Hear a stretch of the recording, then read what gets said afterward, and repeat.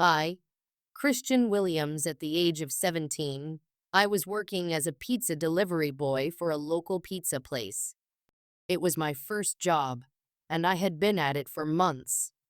By that point, I had completed countless deliveries, getting to know the ins and outs of the job. My first car was an old, cheap Toyota, not glamorous, but perfect for bopping around town. It was a Friday or Saturday night, and I was working the closing shift, which ended at midnight. On weekends, the place stayed open a bit later to cater to the late-night crowd. This particular night was winding down, with only a few orders left to deliver. My boss, who I'll call Mario, handed me the details for the next delivery. One large pizza to a woman named Karen. Ironically, the name seemed fitting for the odd turn of events that would follow. The address was unusually far away, about a 15-minute drive from the pizza shop. Most deliveries were local, typically within 5 minutes. I expected a better tip for the extra distance. I grabbed the pizza, put it in the insulated bag, and set off. My playlist blasted through the car speakers, keeping me company as I drove through the quiet streets. When I arrived, I pulled up in front of the house. It was a small, modest home, typical of the lower-income area it was situated in. One of the windows on the first floor was lit, and everything seemed normal. I approached the front door with the pizza in hand, but as I stepped onto the porch, a woman's voice called out from the house next door. "Excuse me, that pizza's for us. We gave the wrong address." I hesitated, but decided to believe her. Mistakes happen all the time, I thought. I walked next door and knocked on the main door, noticing the doorbell was broken. After about 30 seconds with no answer, I knocked again, louder this time. A woman's voice called out from inside. 1 second. Another minute passed before the door finally opened. The woman who greeted me appeared to be in her mid-40s. She had a flirtatious smile and gave me a head-to-toe glance that immediately made me uncomfortable. "Charles, come look how handsome the delivery boy is," she called loudly. Another woman, around the same age, joined her at the door. She, too, gave me a similar look, and my cheeks flushed red. I wasn't used to this kind of attention, especially not from older women. "What time do you get off work?" Karen, the first woman, asked. I stammered. This is probably my last delivery. Want to come in and have some wine with us?" one of them offered, her tone playful. My teenage brain was torn. My friends would never let me live it down if I turned down such an offer. Against my better judgment, I said yes. They asked how old I was, and I lied, claiming to be 21. They laughed it off, saying they didn't care if I was underage. Inside, the house had a strange vibe. The living room was dimly lit, and clutter was scattered everywhere. They told me to sit on the couch, and I reluctantly did. They both sat down on either side of me, their behavior overly familiar. It was clear they had been drinking. They commented on my dimples, my shyness, and other things that made me even more uneasy. One of the women, Chelsea, suddenly said, "We want to show you something in the basement." I laughed nervously. "What is it?" "It's a surprise," they said, giggling. They urged me to go down first, saying I'd love what was down there. As I approached the basement door, the mood shifted. I noticed the women weren't laughing anymore. Their faces were blank, almost sinister. When they saw me look back, they quickly plastered smiles on their faces again. "What's down there?" I asked, my voice firm. "It's a surprise," they repeated, their tone eerie. Reluctantly, I opened the door and peered into the darkness below. There was no light switch in sight. One of them said, Leave the lights off. That's when I saw it, a subtle movement in the shadows. It looked like an arm or a hand. My heart raced. I turned back to the women, who were now creeping towards me silently. Alarm bells went off in my head. I stepped back out of the doorway and shut the basement door firmly. "I need the money for the pizza," I said, my voice shaking. I edged closer to the front door, trying to appear calm. That's when I saw him. A towering man stood in the doorway of an adjacent room, possibly the kitchen. He was enormous, his presence immediately intimidating. He stared at me with cold, emotionless eyes and uttered 5 chilling words. "Let's just make this easy." Panic took over. "The pizza's free," I said quickly, turning and yanking the front door open. I ran to my car, slamming the door shut and locking it just as the man appeared outside my passenger window. He tried the handle, then knocked on the glass, his expression unchanging. I didn't wait to see what would happen next. I threw the car into drive and sped off, not daring to look back. My heart was pounding, and my hands shook as I gripped the steering wheel. When I got back to the pizza shop, I told Mario and the rest of the staff what had happened. They were stunned, as was I. Mario encouraged me to call the non-emergency police line to report the incident. I did, giving them the address and explaining what had transpired. The operator thanked me for reporting it, noting that any future complaints about that address would have a record to refer to. To this day, I'm haunted by what could have happened if I had gone down into that basement. Whatever trap they had set for me, I'm grateful I never found out. By Alec J. Tardy. When I was 19 years old, I was still working at a nearby pizza place to help pay for food, gas, and other expenses. The job was straightforward. Take the order, box up the food, bag it, and drive it to the address. It was routine, almost boring, and nothing strange had ever happened until that night. This particular order was for a chicken parm hero and a regular slice. Smaller orders like that usually meant smaller tips, but I didn't have a choice in which deliveries I took. The address was on a dead-end block, a part of the neighborhood I wasn't familiar with. It had a more rural feel, with houses spaced farther apart. One of the properties even had an old RV parked on the grass, surrounded by a patch of woods. When I arrived, I saw the house. It was small and peculiar, sitting next to what appeared to be an abandoned property with overgrown grass and shrubs. The house I was delivering to had no lights on, but the front door was slightly ajar. As I approached, I heard faint piano music coming from inside. It was muffled, as if it were a few rooms away.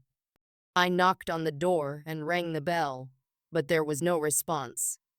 Feeling uneasy, I decided to walk around to the back of the house. The backyard was a mess, with random items scattered everywhere. A broken, rusty chain link fence lay in the middle of the yard. I knocked loudly on the back door, hoping someone would hear me. The piano music stopped abruptly, sending a chill down my spine. Seconds later, I heard faint footsteps approaching from inside. The doorknob turned slowly, and the door creaked open, revealing a shadowy figure. My instincts screamed at me to leave, and without waiting for an explanation, I bolted back to my car. As I drove away, I glanced in the rearview mirror, catching a glimpse of someone standing in the doorway, watching me leave. The eerie experience left me shaken. I told my manager about it, and he advised me to report it to the police. Looking back, I'm relieved I trusted my gut and didn't stick around to find out what was going on in that house. Anonymous encounter, it was just supposed to be another night on the job, nothing out of the ordinary. My last week at the pizzeria meant I was counting down the shifts, excited to move on to something new. I had been working there for over a year, alternating between the register, being a busboy, and doing deliveries. Of all the roles, deliveries were my favorite. Not only did they give me some much-needed time away from the chaos inside, but the tips were a nice bonus. That night started like any other. The dinner rush had slowed, and we were cleaning up the kitchen when a late-night order came through. It was big 3 specialty pizzas, almost $70 worth of food. My manager assigned it to me without hesitation. "Big tip on that one," he joked, but I only half smiled. The address flashed on the receipt, and my stomach twisted slightly. It was in a rough part of town, an area we usually avoided if we could help it. But business was business, and I had done deliveries there before. I reassured myself it would be fine. The drive was uneventful. My old Civic rattled as it glided through poorly lit streets, the occasional flicker of a broken streetlight, the only sign of life. The houses grew smaller and more rundown the closer I got. Finally, I pulled up to the address, a dark, almost lifeless house with no lights on inside. I double-checked the receipt to make sure I had the right place. The porch light was off, and the house itself looked abandoned. Still, I grabbed the pizzas and approached the front door, feeling the weight of unease settle in my chest. I rang the bell. The sound echoed hollowly inside, like a bell ringing through an empty cavern. For a moment, there was silence. Then, the door creaked open. A man stood there, Latino, his face half hidden in shadow. He didn't say anything at first, just glanced down at the pizzas in my hands. Then he pushed the door open wider, revealing something that made my blood turn cold. A pistol. It was clutched tightly in his hand, the barrel angled slightly downward, but still in clear view. My heart began to race, the thudding so loud I thought he might hear it. "Come inside," he said, his voice low and commanding. I froze. My instincts screamed at me to run, but my legs felt like lead. Before I could react, 2 more men appeared behind him, both equally intimidating. They grabbed me roughly, their hands like iron clamps around my arms. The man with the gun raised it slightly, just enough to make sure I knew who was in control. "Give me all your stuff," he demanded, his words broken but clear enough to understand. I nodded frantically, my voice caught in my throat. With shaking hands, I reached for my wallet and handed it over. "Phone," he barked. I fumbled in my pocket and pulled out my Motorola Razr, the prized possession of its time. One of the men snatched it from my hand, smirking as he examined it. Another man grabbed my wrist and yanked off my watch, his grip so tight it left marks. The watch wasn't expensive, but it didn't matter. They wanted everything. Then one of them took my wallet and pulled out my ID. He held it up to the dim light, reading my name and address aloud. My heart sank. "If you tell anyone," the man with the gun said slowly, "we'll come to your house. Kill your family." The words hit me like a punch to the gut. I nodded quickly, the weight of fear silencing any response I might have had. Satisfied, they shoved me backward, sending me tumbling down the steps of the porch. My hands and knees scraped against the rough concrete, the sting of the cuts barely registering through the adrenaline. The door slammed shut behind me, leaving me alone in the dark, trembling. I didn't go back to the pizzeria. I couldn't. My hands were shaking too much to even grip the steering wheel properly, but I forced myself to drive home. My thoughts raced, a chaotic jumble of fear and disbelief. When I walked through the front door, my parents immediately knew something was wrong. My mom's eyes darted to my scuffed-up shorts and bleeding knees. "What happened?" she asked, her voice sharp with concern. I broke down and told them everything: the gun, the threats, the robbery. My dad's expression darkened, his jaw tightening as he listened. He didn't hesitate. "They know where we live," I said, my voice trembling. "They said they'd come after us if we told anyone." My dad wasn't the type to let threats slide. He had connections with the local police department, and within minutes, he was on the phone with one of his closest friends. It didn't take long for them to pull up the information on the house. The name tied to the address was Rodrigo, a man with a long criminal history. 4 prior felony convictions. That was all my dad needed to hear.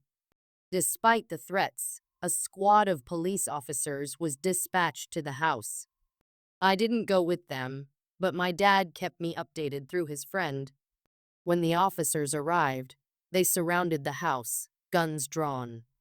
Inside, they found 2 of the men who had robbed me. Rodrigo was one of them. The police arrested both men on the spot. Rodrigo, with his extensive record, was sentenced to life in prison. His accomplice, who had a prior conviction, received 5 years. But the third man, the one who had taken my phone, was nowhere to be found.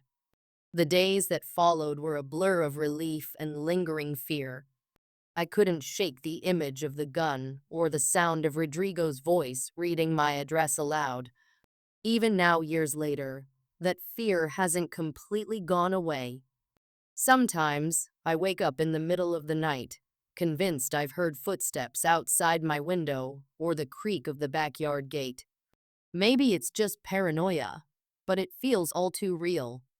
I try to tell myself that the man who got away is long gone, that he's either fled the country or knows better than to return to this town. But the fear lingers, a shadow that follows me even in the safety of my own home. Looking back, I realize how close I came to something far worse. It wasn't just the robbery, it was the unpredictability of people who have nothing to lose. That night changed the way I see the world. I'm more cautious now, more aware of my surroundings. But no amount of caution can erase the memory of those men and the terror they left behind.